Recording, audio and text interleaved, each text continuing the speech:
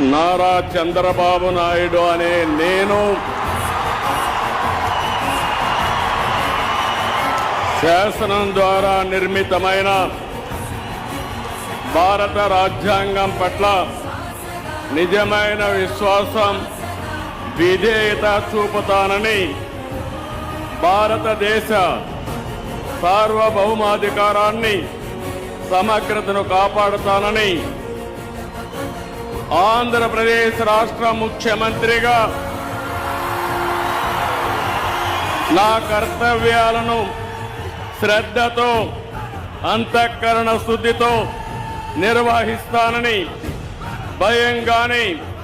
పక్షపాతం గాని, రాగద్వేషాలు గాని లేకుండా రాజ్యాంగాన్ని, శాసనాలను అనుసరించి ప్రజలందరికీ న్యాయం చేకూరుస్తానని